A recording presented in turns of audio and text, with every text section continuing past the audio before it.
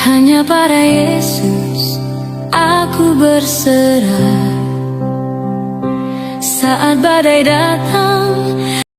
Jadi gereja ini merupakan salah satu tempat aman buat adik-adik semuanya yang ada di sini, buat warga yang ada di sini, karena ini salah satu bangunan yang masih berdiri dari sekitar 54 rumah yang memang sudah hanyut, dan dari 1.500 kakak yang ada di Desa Sukarame ini, 800 kakak tuh terdampak. Beberapa titik tampak warga mengungsi, menjadikan gereja sebagai posko sementara, tempat berkumpul, dan tempat berlindung.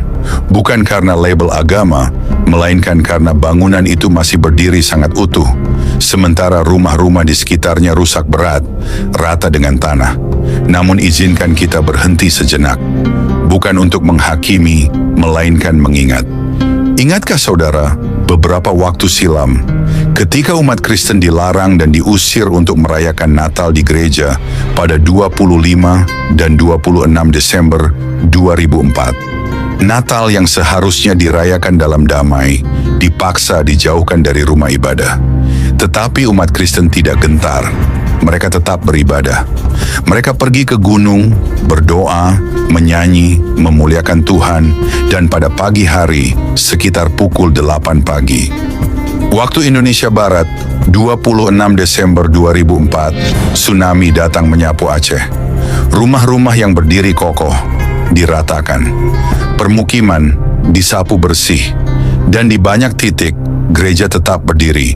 Bukan untuk menyombongkan iman, bukan untuk menuduh siapapun, tetapi untuk merenungkan bahwa ketika manusia saling menolak, Tuhan tetap menyelamatkan. Sejarah mencatat pula luka-luka lain.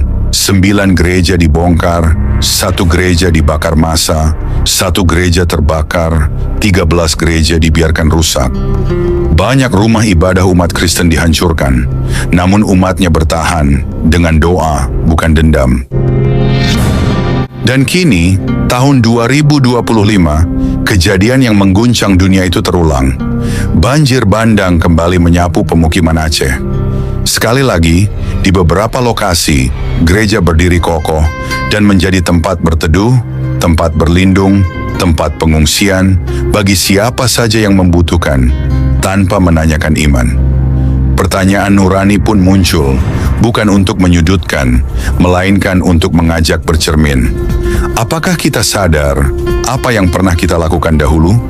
Apakah kita malu atau justru bersyukur ketika kini menginjakkan kaki, tidur sementara, berlindung di gereja itu? Tempat yang dulu dianggap asing, bahkan ditolak, kini menjadi rumah keselamatan.